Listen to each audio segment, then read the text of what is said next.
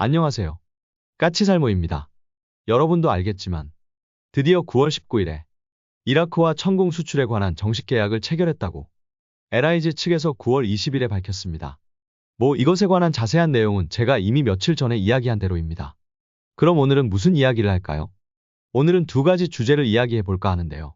하나는 미국의 EA 조인트 스타스 지상감시 정찰기 후계 사업을 이야기할 것이고, 또 하나는 앞으로는 우리나라의 무인기 개발 기간이 대폭 줄어들 것이라는 이야기를 해볼까 합니다. 그럼 조인트 스타스부터 이야기해 보자면요. 조인트 스타스는 미공군이 보잉 707 여객기 기체를 바탕으로 기체 아래에 카노 형상의 지상탐색 레이더를 달아서 지상군의 작전을 지원하는 항공기입니다. 참고로 재미있는 점은 미국 공군이 조인트 스타스를 만들기 위해서 중고 보잉 707을 구매할 때 그 중에 한 대가 우리나라의 대한항공이 소유한 기체였다고 하죠. 아무튼 우리나라도 비슷한 지상감시 정찰기 도입 사업을 하고 있죠. 그런데 최근에 미국의 조인트 스타스들은 전부 퇴역한 상태입니다.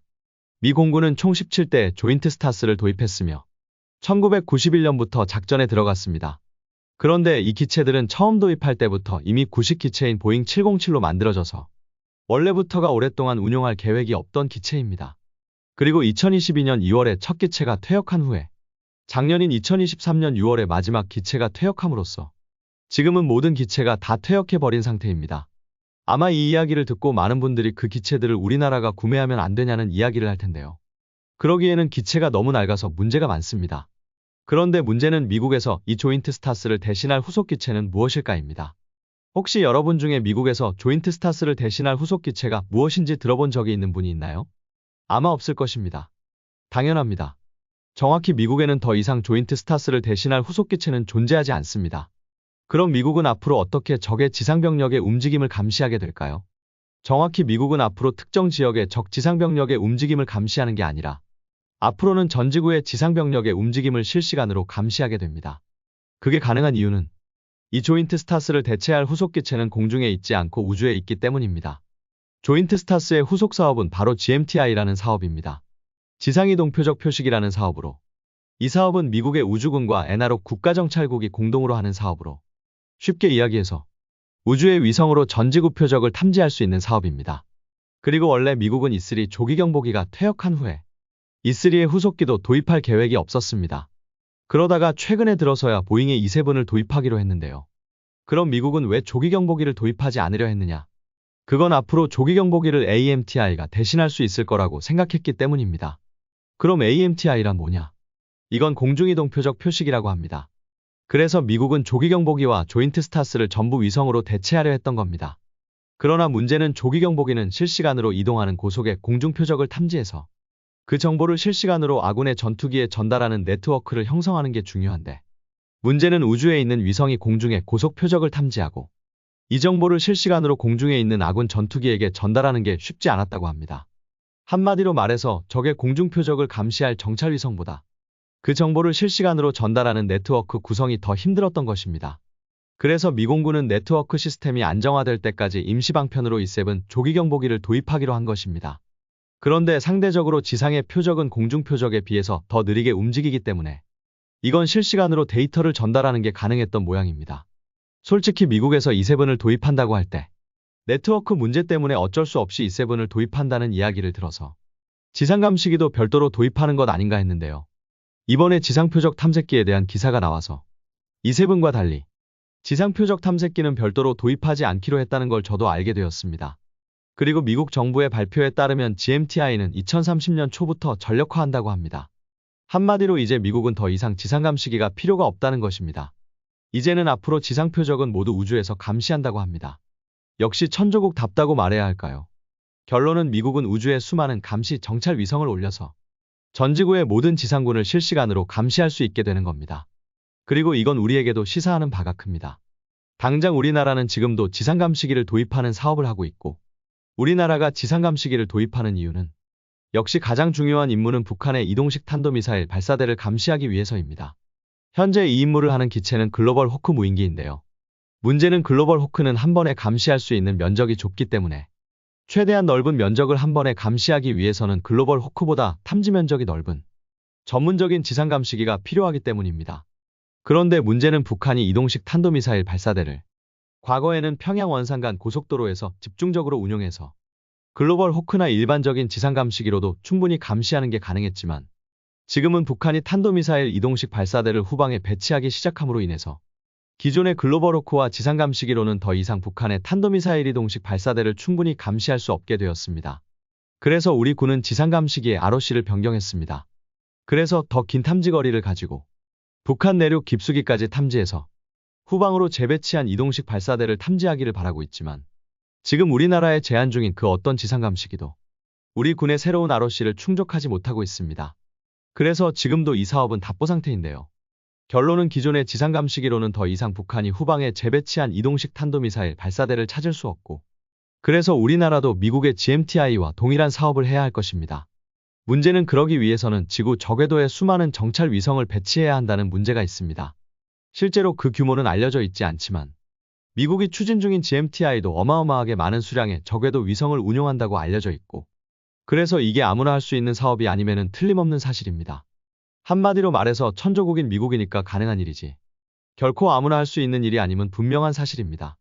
그러나 이게 우리가 북한의 탄도미사일 이동식 발사대를 감시하는 궁극의 방법이라는 건 여러분도 알 것입니다. 더욱이 우리가 더 이상 지상 감시기를 도입한다고 해도 지금은 북한이 탄도미사일 이동식 발사대를 고지후 사면에 배치하고 있기 때문에 상대적으로 낮은 고도에서 비행하는 지상 감시기로는 고지후 사면의 탄도미사일 이동식 발사대를 감시할 방법이 없습니다. 그래서 이게 우리의 최종 목표여야 한다는 건 분명한 사실입니다.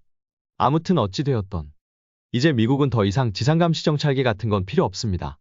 왜냐하면 미국은 전 지구의 지상 표적을 24시간 실시간으로 우주에서 감시할 수 있는 시스템을 구축 중이기 때문입니다. 역시 천조국인 미국답다는 생각이 들 수밖에 없는 사업이라고 생각이 들고 미국이 우리의 적이 아닌 우방이라는 게 다행이라는 생각이 절로 들 수밖에는 없는 사실입니다.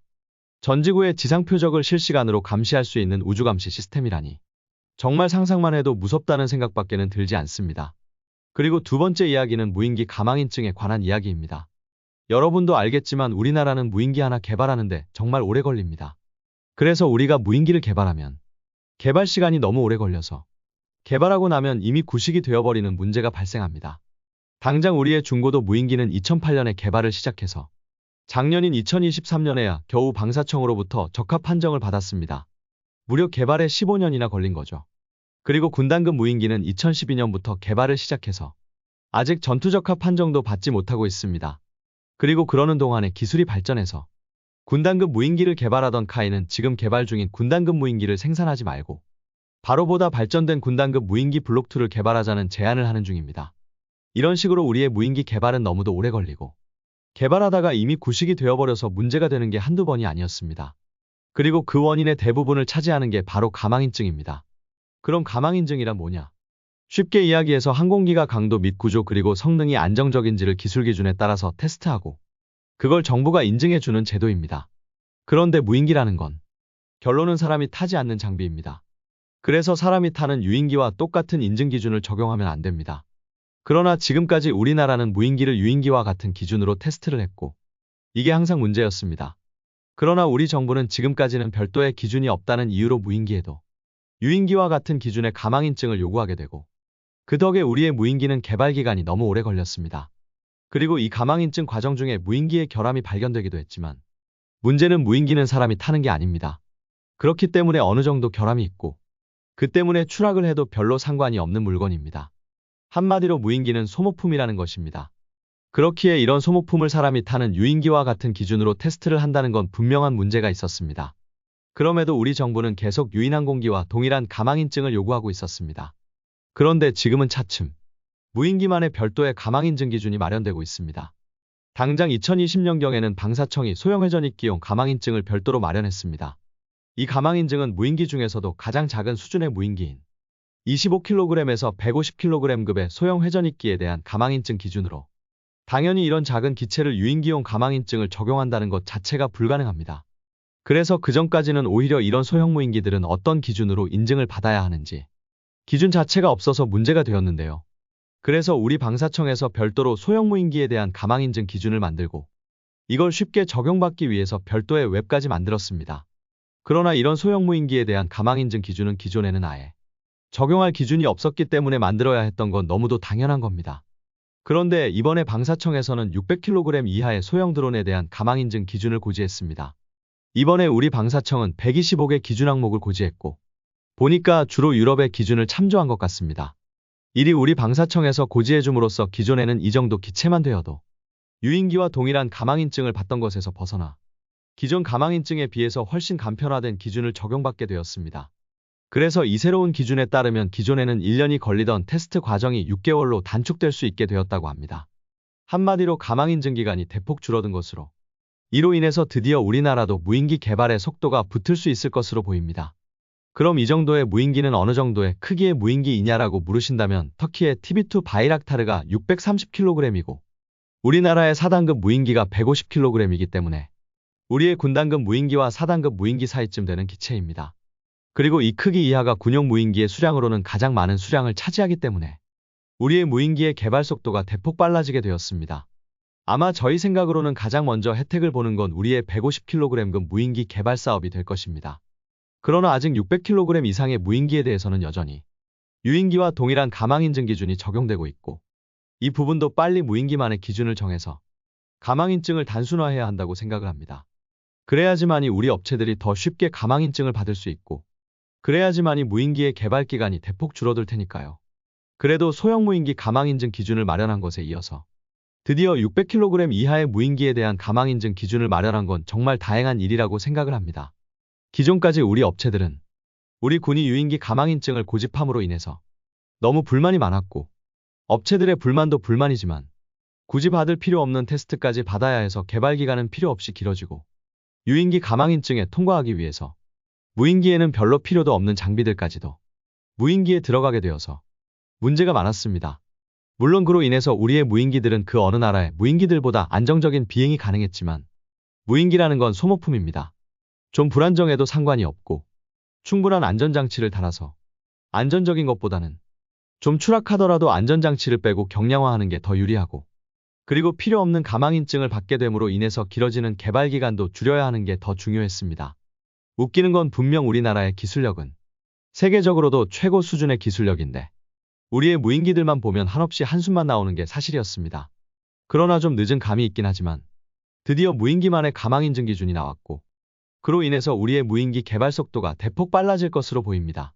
당연하지만 방사청은 최대한 빨리 600kg 이상의 무인기에 대한 가망인증 기준도 만들어야 할 거라고 생각이 들고요. 여러분은 어떻게 보시나요?